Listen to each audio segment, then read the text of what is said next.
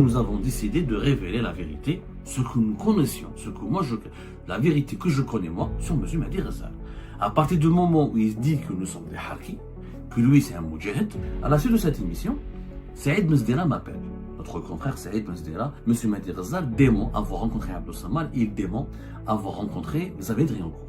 J'ai rencontré Mahdi Ghazal en présence de M. Xavier Driancourt le 9 mai 2023 dans un restaurant qui s'appelle le restaurant Les Princes, situé à la place du docteur Paul Michaud dans le 16e arrondissement. Et qu'il m'a dit, j'ai des ambitions politiques en Algérie, je veux devenir président de la République, je veux faire de la politique en Algérie, je veux devenir leader dans mon pays, etc. Et là, il m'a raconté, il m'a dit, je suis l'ami, tenez-vous bien, il m'a dit, je me suis lié d'amitié avec M. Patrick Drahi. Patrick Drahi, c'est l'une des grandes fortunes de France, c'est un milliardaire marocain, la nationalité marocaine, israélien, nationalité israélienne, français, c'est lui qui était propriétaire du groupe BFM, le groupe Altis Media, l'effet groupe BFM, RMC, I24 News. Il m'a dit, mon ami Patrick Drahi, il m'a dit, vas-y fonce, fais de la politique en Algérie, moi je suis derrière toi, on a un groupe, on a des millions d'euros derrière toi. Oh, Patrick Drahi, le pro-marocain, le marocain, l'israélien, qui veut soutenir un Algérien qui veut devenir président de la République en Algérie.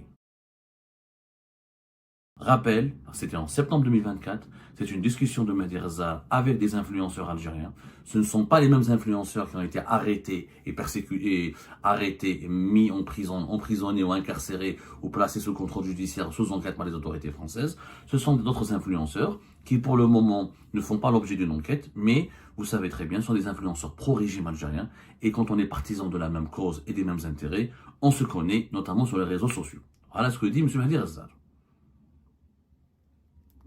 Combattrons le harkisme 2.0, nous combattrons les harkis, peu importe les personnes qui veulent nous diaboliser. Nous sommes l'Algérie unie et indivisible. Tahia Jazair, Allah yarham shuhada, Tahia Ami Tebboune, wa Rabbi yahfadkoum. Moi je vous le dis, on a sur les réseaux, dont toi Mohamed, qui partageait toujours des bonnes ondes, des bonnes vibes sur l'Algérie. Vous êtes, moi je vous appelle les moujahid, mon épouse, Chef Shirazad, Sam, tout ça, vous êtes des moujahid 2.0. Moi, c'est moi qui donne l'appellation, d'ailleurs, on en rigole. Vous êtes des moujahidines 2.0. Je vous le dis, c'est sincère ce que je dis. Abdelmajid Tebboune est un moujahid à sa façon. Parce qu'il a combattu ce qu'il fallait combattre au moment où il fallait le combattre. Nous combattrons le harkisme. C'est sur la base de cet extrait que nous avons décidé de révéler la vérité, ce que nous connaissions, la vérité que je connais moi sur M. Mahdi Ghazal. À partir du moment où il dit que nous sommes des harkis, que lui c'est un moudjahid, alors qu'il fait partie, il est entré dans la vie politique algérienne et la vie médiatique algérienne que depuis quelques mois, et en fait quelque part il a 3 km au compteur dans la vie politique et médiatique algérienne, et le voilà qui incite les gens à aller dénoncer, à aller attaquer les harkis 2.0 que nous sommes, parce que lui, il est le moudjahid 2.0. Qu'est-ce que j'ai raconté? Dans mon émission, j'ai raconté que Mahdi Ghazal se contredit, il y a une grande part d'hypocrisie, parce que lui-même, il était la connaissance et en contact, il a même travaillé pour ces mêmes lobbies français et israéliens qu'il dénonçait auparavant. Et j'avais raconté comment M. Xavier Driancourt, qui est aujourd'hui considéré comme l'ennemi absolu de l'Algérie, l'ancien ambassadeur de France à Alger, et l'un des plus grands pourfendeurs du régime de Tebboune dans les médias français, dans la vie politique et médiatique française, c'est lui qui m'avait mis en contact avec Mahdi Ghazal, et Mahdi Ghazal m'avait surpris en 2023 il s'est confié à moi, il m'a raconté des choses, il m'a demandé des choses qui sont totalement étonnantes et qui contredisent complètement ce qu'il est devenu aujourd'hui, c'est-à-dire Moudjahid 2.0. Alors à l'époque, en 2023, quand je l'ai rencontré, quand Xavier Driancourt, qui était sans contact, pas son ami, je corrige, pour ne pas être injuste à l'égard de M. Xavier Driancourt, il peut d'ailleurs en témoigner, je lui en ai parlé, c'est lui qui me l'a présenté dans un cadre très précis. À la suite de cette émission, Saïd Mesdela m'appelle. Notre confrère Saïd Mesdela, même si je partage beaucoup de désaccords avec lui, il n'en demeure que c'est une figure, un cyberactiviste, une figure importante de l'information en ligne sur les réseaux sociaux. Et c'est un acteur politique incontournable, qu'on ne l'aime ou qu'on ne l'aime pas. Il me dit, Abdou, Mahdi Ghazal, un ami à lui m'appelle, il me dit que tout ce que Abdou Samal a raconté est faux, est mensonger, est une invention, une pure invention, et qu'il va déposer plainte contre lui pour diffamation, dénigrement, etc., qu'il n'a jamais rencontré Abdou Samad et que M. Mehdi Ghazal dément avoir rencontré Abdou Samad, il dément avoir rencontré Xavier Driancourt. Moi, suite à ce démenti qui est faux, et qui est injuste, et qui est immoral et malhonnête, j'ai décidé de vous raconter toute la vérité. Voilà comment ça s'est passé l'histoire. Attendez maintenant les dates. Je vais vous donner les dates exactes où j'ai rencontré M. Mehdi Ghazal. Attendez quand même le restaurant exact. J'ai rencontré Mehdi Ghazal en présence de M. Xavier Driancourt le 9 mai 2023 de 13h à 14h dans un restaurant qui s'appelle le restaurant Les Princes, situé à la place du Docteur Paul Michaud dans le 16e arrondissement. Le 9 mai 2023 de 13h à 14h. Restaurant Les Princes, place du Docteur Paul Michaud dans le 16e arrondissement. 9 mai 2023. Ce restaurant, M. Mehdi Ghazal est l'un de ses habitués, parce que quand on était là-bas, il m'avait affirmé, confié qu'il connaissait le gérant, qu'il connaissait les gens qui travaillent là-bas, que ce sont des franco-algériens et des franco-maghrébins qui travaillent bien, qui travaillent beaucoup, ils sont très dynamiques, etc. Il allait souvent.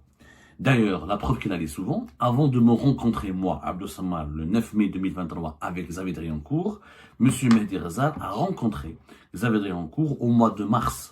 Je n'ai pas la date précise, je laisserai le choix à M. Xavier Driancourt de parler de lui-même et de sa rencontre, de ses connaissances avec Mehdi Ghazal. C'était vers le 22, 23, vers la fin du mois de mars 2023. Donc, Mehdi Ghazal contacte d'abord Xavier Driancourt, et c'est Xavier Driancourt qui est devenu son contact, pas son ami, je le précise. J'insiste, ils n'étaient pas amis, mais ils étaient en contact. Et c'est Xavier Driancourt qui m'a organisé la rencontre avec Mehdi Ghazal. Qu'est-ce qui s'est passé à l'époque? Mehdi Ghazal, en 2023, a demandé à Xavier Driancourt, c'était à la sortie de son livre L'énigme algérienne, Xavier Driancourt, donc Mehdi Ghazal a apparemment bien lu ce livre, Énigme algérienne de M. Driancourt, et il contacte, il essaye de connaître Driancourt en lui disant que voilà, je suis un franco-algérien, j'étais dans une émission qui s'appelle Les Grosses Gueules, les Grosses Gueules de RMC, et j'ai des ambitions, etc. Et je veux les grandes gueules, plutôt pas les grosses gueules, les grandes gueules. À l'époque, il était dans les grandes gueules de RMC, groupe BFM TV, c'est une information importante. Et je veux faire de la politique en Algérie. Je veux devenir président de la République. Voilà, il lui a dit, je veux être candidat, prochain candidat, et je veux me présenter, j'ai des ambitions. J'ai l'ambition et je nourris le rêve de devenir président de la République, en Algérie.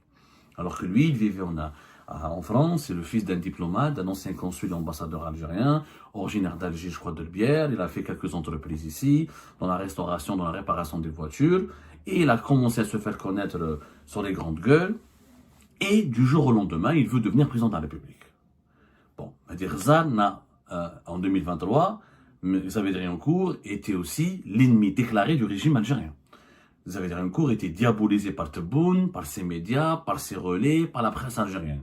Depuis 2022 et les sorties médiatiques très critiques de Xavier Driancourt contre le régime Tebboune, tout ce qui touche à Xavier Driancourt pour le régime algérien, c'est de la trahison, c'est de la traîtrise. Xavier Driancourt pour le régime Tebboune, c'est l'un des acteurs l'une des figures les plus anti-algériennes de la France, pour ne pas dire de toute l'Europe et l'Occident. Donc quelqu'un qui veut faire devenir président de la République en Algérie va demander conseil à celui que le régime algérien considère comme son ennemi. ما فهمتهاش. Xavier Driancourt m'appelle, il me dit il y a un personnage intéressant, un entrepreneur qui est dans les grandes gueules à RMC, il veut te rencontrer, etc. Ça me semble intéressant que tu le rencontres. Je lui dis merci Xavier, etc. Ok, on a fixé un rendez-vous. Donc je répète l'adresse exactement, le restaurant. Il y a des caméras de surveillance dans ce restaurant. Ils peuvent, sauf s'ils ont supprimé les images à la demande de M. Mehdi Ghazal, le restaurant Les Princes, il y a des images qui témoignent de notre rencontre à trois. Xavier Driancourt, moi et Mehdi Ghazal. On se rencontre, voilà, on discute, etc. M. Mehdi fait part aussi, comme il a parlé à Xavier Dariencourt, de ses ambitions politiques. Il m'en parle, il dit voilà, je suis dans les grandes gueules, il me montre ses vidéos, il me montre les buzz qu'il suscite, comment il est avec les polémistes, il fait de la polémique, ou là il répond à des polémistes français sur les grandes gueules de RMC, etc. Et il comprend pas comment les autorités algériennes ne s'intéressent pas à lui, ne font pas appel à lui, et qu'il m'a dit j'ai des ambitions politiques en Algérie, je veux devenir président de la République, je veux faire de la politique en Algérie, je veux devenir leader dans mon pays, etc.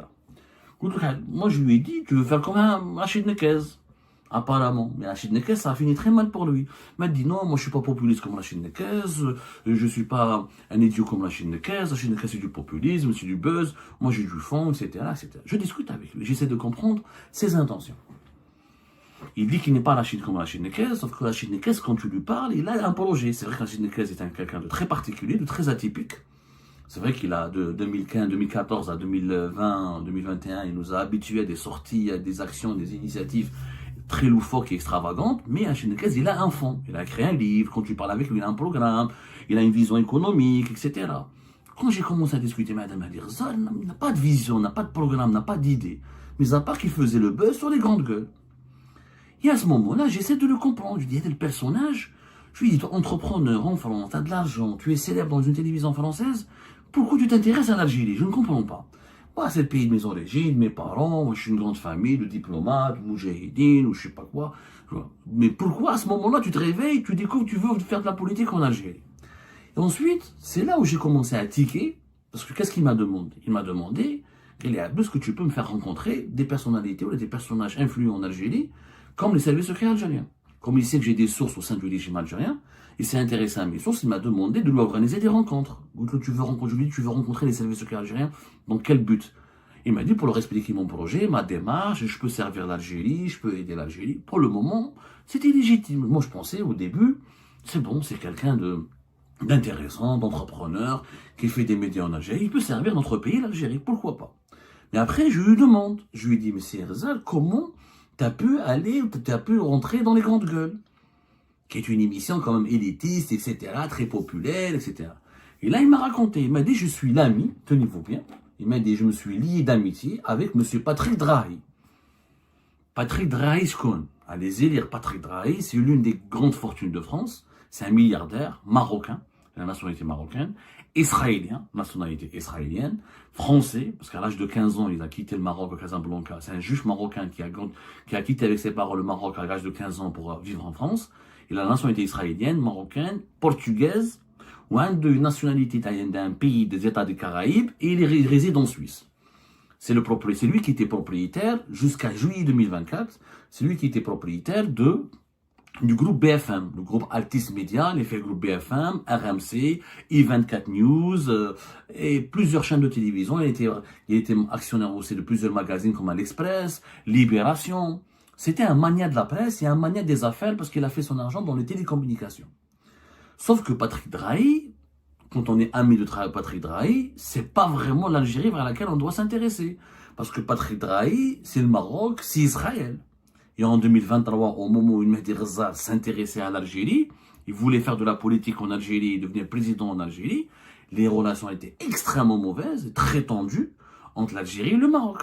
Et entre l'Algérie et l'alliance maroco-israélienne.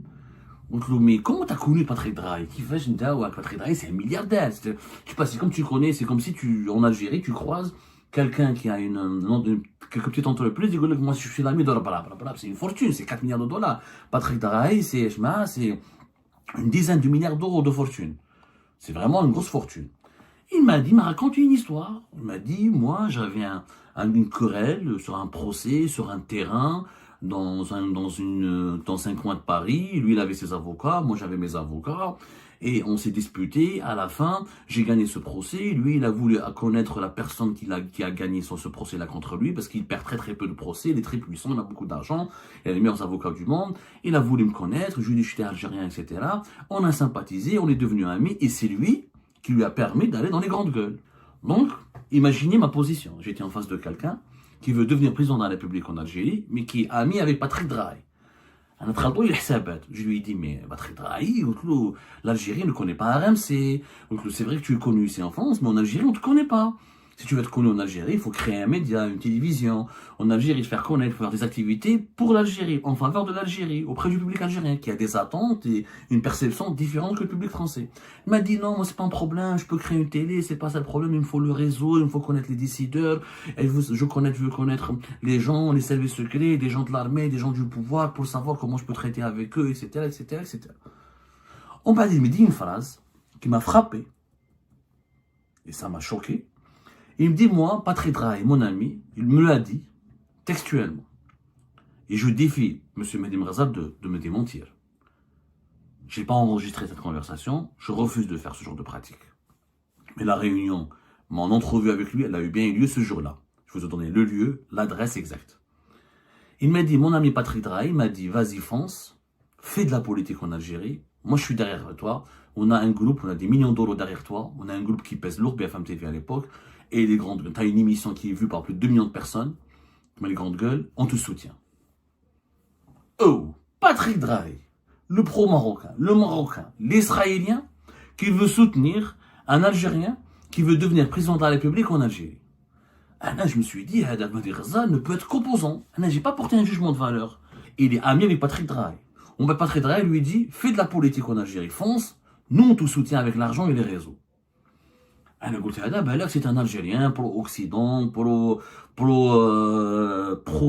كيفاش normalisation avec Israël, ça existe des Algériens pour moi par exemple, je dis la vérité, moi je suis un Algérien ouvert. Moi je peux être un bon Algérien, être ami avec un Israélien. Je vois pas la contradiction. Moi par exemple, je suis un Algérien patriote et j'ai des amis au Maroc, je vois pas la contradiction. أنا قلت بلاد c'est un esprit moderne. Même je l'ai plus revu. Je ne l'ai plus revu, je n'ai pas eu le temps de le revoir parce que je n'ai pas pris sa histoire au sérieux. Je me suis dit, mais c'est là, déjà, Rachid Nekez, le pauvre, il s'est fait décapiter par la répression, la persécution. Je pense que l'Algérie n'est pas prête pour revoir un Rachid Nekez bis. D'autant plus, au moins, Rachid Nekez, il était enfonceur. Il avait du fond, il avait un projet, il avait des idées. Quelquefois extravagantes, mais bizarres, mais il avait des idées. Mais Mehdi Mrazab n'avait rien. C'est juste le buzz ou entrepreneur, mais il a quelques notions économiques, il veut juste se faire remarquer ou il pense pouvoir apporter des choses à l'Algérie. Tant mieux.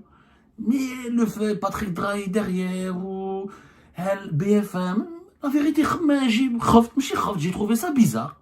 J'ai trouvé ça, j'ai levé le frein à main, je me suis retiré, on a échangé 2 ou 3 fois par message, on ne s'est plus jamais revu. Été 2024, il devient directeur de campagne de Tebboune. Là, j'étais choqué. Oh, si il était l'ami de Patrick Drahi, et donc l'ami de lobby israélien et marocain en France, il travaillait pour eux sur RMC, il m'a dit moi-même qu'il est prêt, que Patrick Drahi est prêt à le soutenir dans ses ambitions politiques en Algérie, et il a demandé conseil à Xavier Driancourt, qui est quand même pas l'ami de Tebboune. Quand même en 2023, il n'a jamais ça. Xavier Driancourt et Tebboune ne sont pas amis. Pour comment devenir président de la République en Algérie, et du jour au lendemain, il change de bord, où il devient directeur de campagne de Tebboune. Tebboune qui est anti-israélien, anti-marocain, anti-Driancourt, etc., etc. Ma femme, bon, j'ai pas tiqué. J'ai pas réagi, parce qu'à l'époque, je n'ai rien voulu dire. Parce que vous allez me dire, pourquoi Abdou, tu n'as pas révélé cette histoire, et cette facette cachée, ou ce parcours bizarre de Mehdi Mrazab à l'époque. Pour une raison simple, qu'à l'époque, il n'avait pas tenu de parole, il n'avait pas tenu de discours, il était dans les coulisses, il était très discret, et il n'avait pas fait de déclaration aussi grave. Quand tu m'as dit Harki 2.0, moi je suis le Moudjahid 2.0, il était discret. Moi, je me suis dit qu'Ishmael a négocié avec Tebboune ou Jma'atou, parce que j'avais su qu'il s'était rapproché du recteur de la Grande Mosquée de Paris, Shamsuddin Hafez, et que c'est lui qui l'avait récupéré pour l'impliquer dans la campagne de Tebboune pour le ramener au clan Tebboune. Libre à lui, mais j'avais d'autres sujets, d'autres préoccupations. Je ne m'intéresse pas aux personnes, je m'intéresse à l'intérêt général, à l'intérêt public, au bien public de mon pays. À l'époque, je n'ai pas vu une menace contre l'intérêt public. Jusqu'à ce que je découvre, en septembre 2024, c'est zut, Wallah, huwa Moudjahid 2.0. Et mon ami, moi, ce que je dénonce, c'est la contradiction, bizarroïde, l'incohérence et la schizophrénie dont fait preuve ce personnage. Il y a une année, tu étais le meilleur ami de Patrick Drahi, le plus grand partisan de l'armée israélienne et du lobby maroco-israélien, en France et en Europe et dans le monde. Et une année plus tard, tu deviens Moudjahid 2.0 pour le service du régime Tebboune qui est anti-israélien, anti-marocain. Il y a quand même une contradiction. Donc, ou il y a une incohérence psychique, ou il y a de l'opportunisme, mais l'opportunisme, il a ses limites. Moi, je suis pas contre. Ben, le personnage était opportuniste. Ma chef, il a vu qu'il pouvait réaliser plus ses ambitions avec le régime Tebboune qu'avec Patrick Drahi et les lobbies marocains et israéliens. Mais il faut faire preuve d'une certaine stabilité. Comment, du jour au lendemain, c'est plus que l'opportunisme, hein, parce que l'opportunisme, il y a une conduite intelligente, je sais pas, il y a une conduite un peu cohérente. Du jour au lendemain, il a renié, il a commencé à attaquer Driancourt, alors qu'il était le contact de Driancourt et qu'il a demandé conseil à Driancourt. Une année avant, tu demandes à Driancourt comment devenir président de la République en Algérie, et une année après, tu l'attaques. Je n'ai rien compris. En plus, ce qui me revient à l'esprit, c'est que, est-ce qu'il a réellement rompu? Moi, je pose la question. Est-ce que Mehdi Ghazal a rompu ses relations avec Patrick Drahi? Est-ce qu'il a rompu ses relations avec le lobby israélien et marocain en France? La preuve. Je me pose la question, j'ai pas de preuve. Quand je dis la preuve, l'indice qui témoigne du bien fondé de ma réflexion. En fin août 2023, fin août 2024, quand Mehdi Ghazal insulte les Marocains, il insulte les Juifs, pas que les Israéliens, il insulte les Israéliens. Pas une action en justice contre lui n'a été lancée en France. Pas un compte bancaire ne lui a été bloqué. Pas un emmerdement. Il a présenté des excuses, ils ont des associations marocaines et israéliennes, il a été viré des grandes gueules, il a été viré totalement, et des associations ont promis de le poursuivre. Mais il n'a rien pris, il n'a rien subi. Imaginez un autre Algérien, ou un autre Arabe, ou un autre intellectuel algérien ou arabe, aurait tenu les mêmes propos, comme les propos de Mehdi Ghazal. Et s'il avait une résidence fiscale ou une résidence tout court en France. Allez voir comment il aurait subi des grands harcèlements, des questionnements, des poursuites, des auditions, etc. Parce que ce qu'il a dit, c'est grave. Personne ne l'a dit. Et pourtant, il n'a pas risqué, il n'a pas subi le moindre désagrément, jusqu'à preuve du contraire. Aujourd'hui, moi je me pose la question. Est-ce que Mehdi Ghazal a rompu ses relations avec les lobbies israéliens et marocains? Est-ce qu'il ne serait pas, au final, un cheval de bataille, un cheval de Troie en Algérie? Je vous remercie, comme d'habitude, pour avoir suivi la vidéo jusqu'à la fin. N'oubliez pas de nous laisser vos commentaires, vos réactions autour du sujet et de vous abonner à la chaîne si vous n'êtes pas encore abonné. Je tiens à vous remercier aussi pour votre soutien à notre chaîne, pour vos encouragements, pour vos commentaires aussi nombreux et diversifiés. Je tiens aussi à remercier nos abonnés et les personnes qui nous suivent régulièrement. Sans vous, ça n'aurait pas été possible. Donc voilà, merci encore une fois et à la prochaine dans une nouvelle vidéo.